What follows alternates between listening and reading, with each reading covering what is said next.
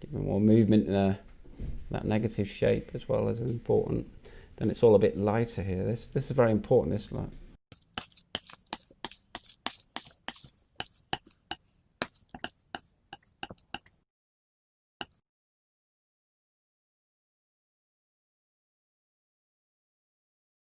Hi everybody, my name's Ian Ellis. This is another video for Great Artist Steel.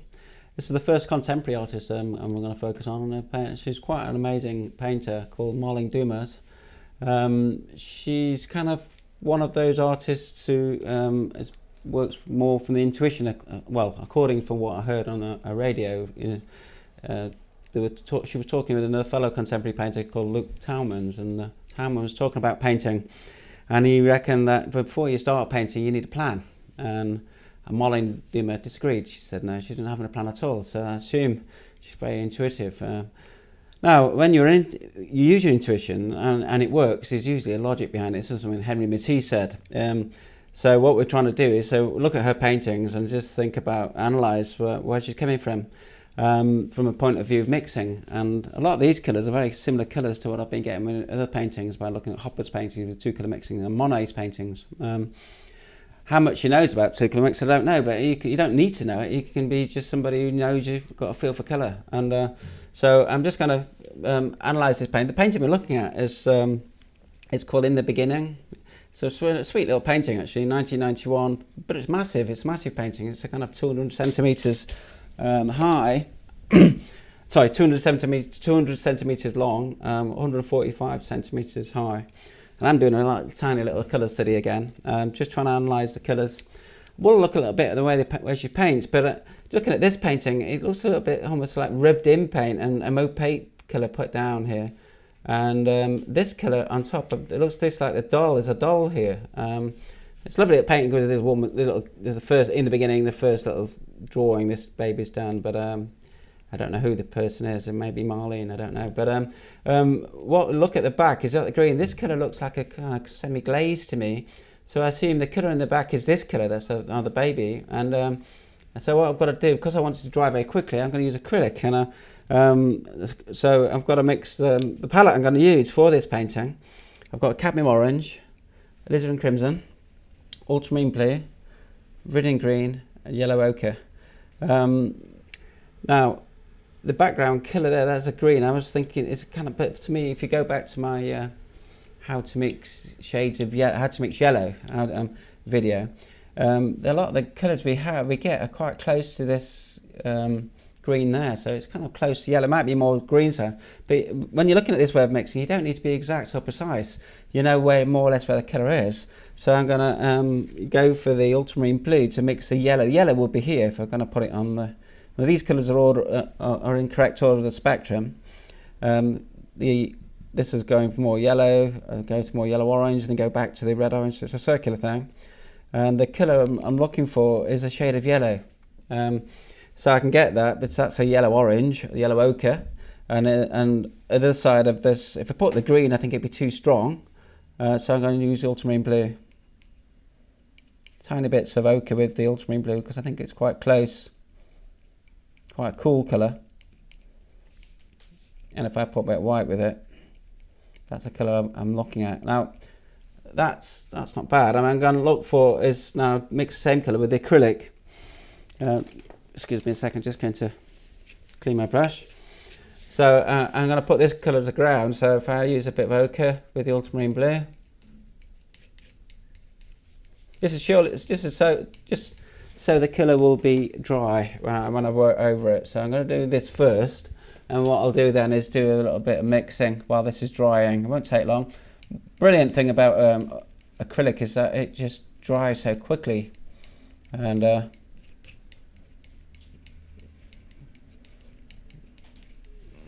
my tendency is to make it a bit too yellow. I think it's a bit more blue than that, so more blue.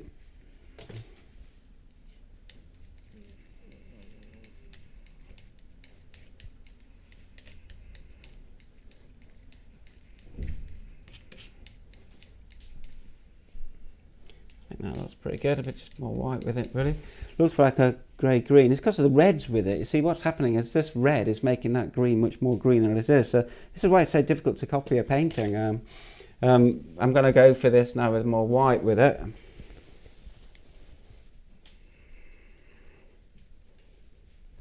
And then just put this down as a ground, not too, could be quite dry.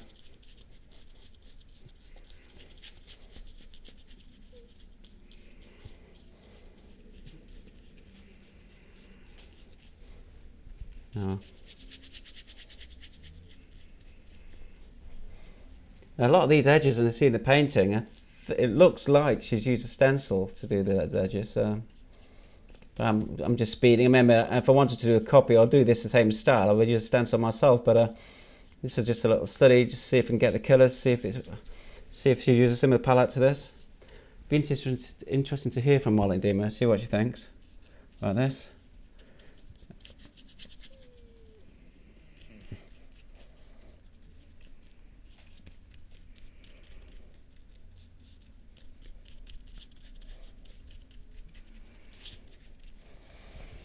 Oh, just while that's drying, I'm just going to do a little bit of mixing. I've mixed this colour already, which I've used with acrylic, so it's dry. The next colour I'm looking for is this colour, this quite subtle colour here.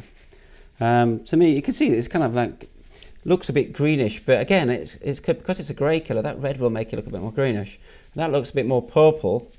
But it's going towards a kind of grey-green and grey-red. So some of these reds, when they're grey, they look purple. This is go back again. If you look at my colour perception video, this explains this kind of how difficult it is to read colours. But when you darken that red, grey it will look more purple. And the colour in between, when you should, if it's not quite opposite, I don't think, you'll slightly go blue. So you'll get a blue between. But they're very close to complementary as an opposite colour. So they'll get a nice grey, which I could use for some of these colours, these dark blacks as well. So that's quite an important combination for this painting, I think, is the alizarin crimson and the viridian green, using that. So I'm just going to do a bit of mixing. Just put them together and put quite a lot of white with them. And I see I'm getting that colour straight away. And then again, I can move that over towards the grey. Need more white paint.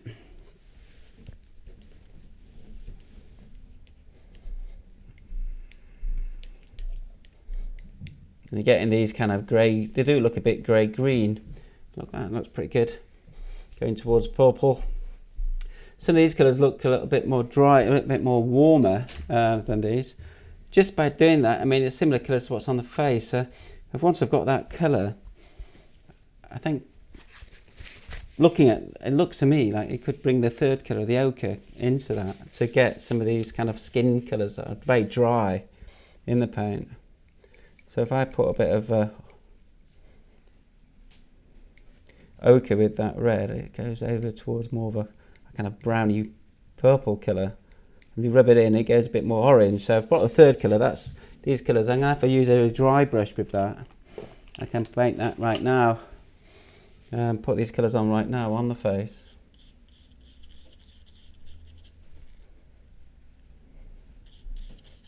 A bit more dry paint in that. A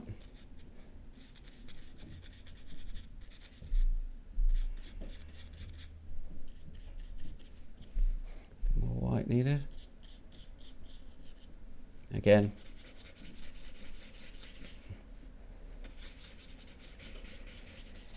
More white. Just rub that in, just use a bit of zest with that, just to take it down a little bit.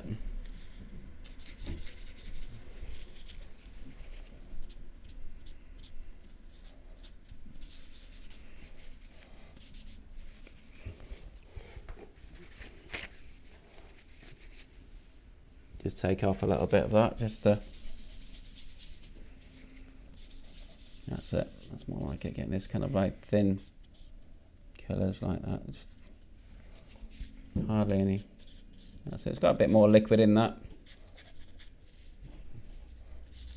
and the hands as well, I've got little bits of paint, a bit of colour on the foot.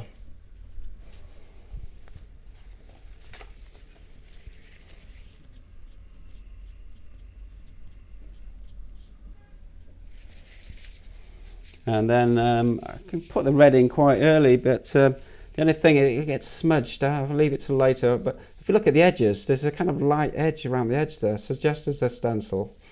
Let's come up to that. You come up to the edge, or just taking it away. What we may have done is that you put this colour down first, this colour at the back. You put the stencil on and rub in around it, and it pulls off a bit of the paint while it's still wet. But I don't know. Just looking at these colours here, I'm going to go for the purple colour here at the back. A bit more white with it.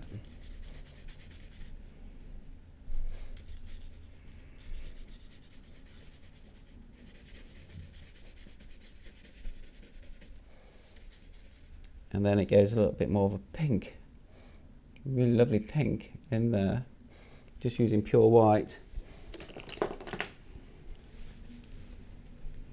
A little bit of the green there. I've already got that grey there. Just using a cleaner brush.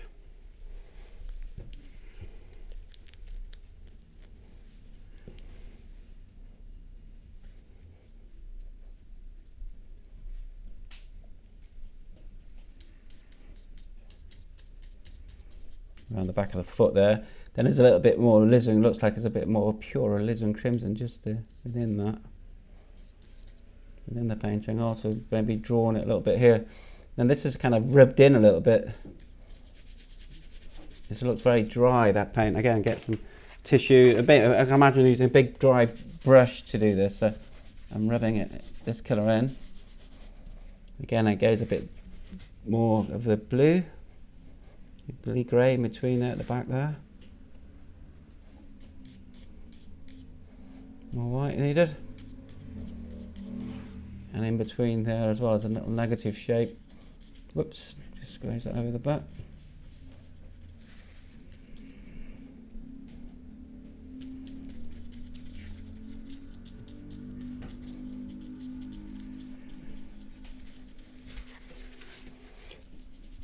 Just take that out a little bit more so it's a bit thinner. It reminds me of Edvard Munch. I saw an exhibition in Manchester many years ago and I couldn't believe how little paint was on the paint, and it's kind of on the surface of the painting. But it works, it worked beautifully, and this is the same. It's really lovely colours, and the colours are getting fresh as it's coming through. The little darkness of the thing, again, I think it's using the alizarin crimson and the green. Could be using an umber in there with that, with the black, but if I can make the colours a little bit, I could put a bit of ochre with it to get it more brown, more green in that. So I'm using the third colour. So I'm getting the black.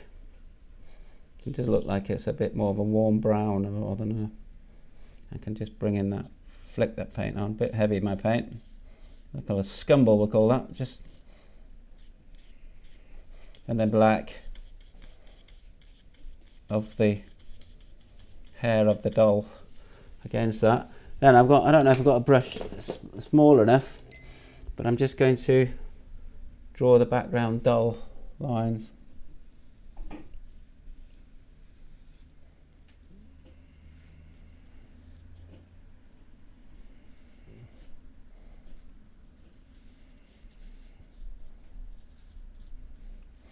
Got the doll at the back there, and then some more of this colour with the green and viridian. This looks a bit more like a alizarin crimson. It's a bit heavier. Just gonna not use so much. Put a bit liquid with the paint, so it doesn't look. So it's a bit more of a transparent colour. So it looks that's the blue going on a little bit more red, I think, in there.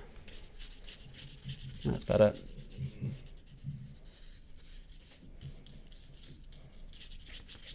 And that's really important for have that green coming through. It gives it a kind of a depth to it, a transparent depth. And around the back, green against the doll, making the doll look brighter. Going a little bit more of a green in there, a bit more white with it.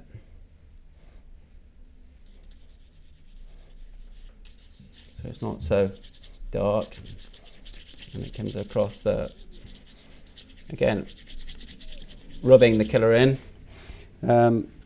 so it get that green underneath coming through it. So it gives it a little beauty and a depth. So a lot of time when you're painting, it's the colour underneath very important to give the painting a beauty within the painting. Now I'll just do a little bit of the red. The red itself, I think, is just alizarin crimson again. Bit of white with it, and then move it with the cadmium orange. So it's be hard to get flat really because the alizarin crimson is so transparent. But maybe you should not use that. I'll just have a little bit of orange with it.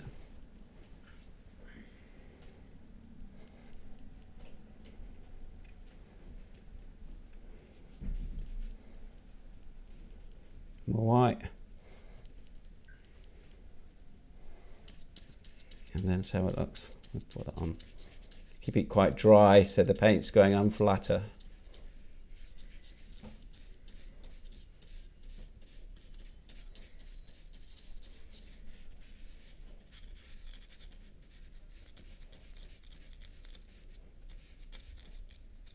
You see how that makes that look more green now, and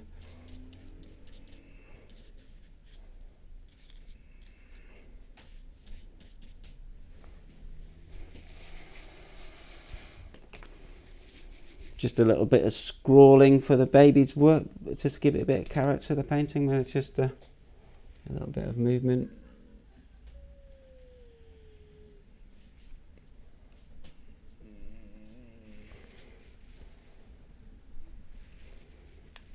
Bit of grey, I think, in there as well for the hair at the back there. Just a little bit of a grey coming in. Again, more liquid losing. It looks like there's more liquid there.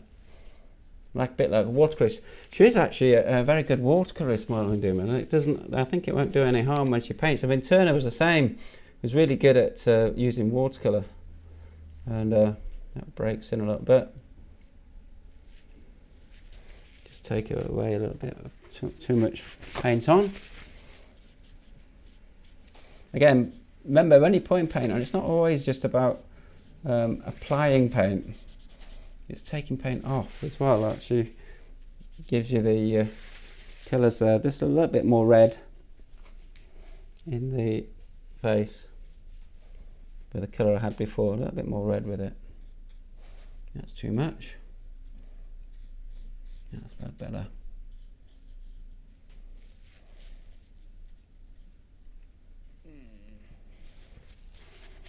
And a little bit more of darkness for the eyes. The mouth is a little bit darker. Whoops. So I need to remember it would be a bit easier. This would be a bit bigger, but it's fun to try and do it when you're doing it really small. Just take that away. You can just stop it running, just damp it off. That's it. These little accidents kind of happen. They're quite fun. I can just maybe just draw it a little bit with the grey. Just go back to bring a bit of line into that.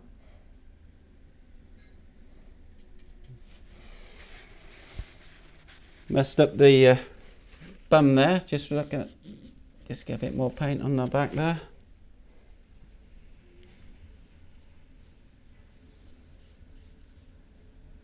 And get more of the edge at the back. Anyway, hope you enjoyed that, everybody. I enjoyed that. She's a great painter. I mean, amazing. If you look at every painting by Marlene Dumas, you see there's a different palette being used, and but there really is. There really are tremendous colours. Just the quality of the colours you see in each painting, you can find a different palette for each one. Just a little bit of around the back of that foot, just a bit darker, just to finish them, just a bit give them more movement there. That negative shape as well is important. Then it's all a bit lighter here. This is very important. These lines around the back, I've missed them a little bit. It gives a bit of movement in the painting. That's very important there as well. It kind of moves. There's a dynamic movement. A way of getting movement in the paint is drawing line. Our eye naturally follows line. So if you want to get movement in the painting, Lucian Freud's paintings look like he's just drawn them right at the end of his session, 70 sessions or something. It looks like he's just drawn them right at the end. So they look spontaneous. when they're taking spontaneous, that take images that take 70 hours to do with him. But I think Marlene Dumas is a bit of a quicker worker. I'll just take away some of this, damp this out a little bit, just it's a bit too heavy. Anyway, hope you enjoyed that, everybody. Thanks very much for tuning in. Then I'll do one more Marlene Dumas before we move on. We'll look at Luke Tamman's after him. But I hope you enjoyed that. Please don't forget to subscribe. I'll see you soon. Bye.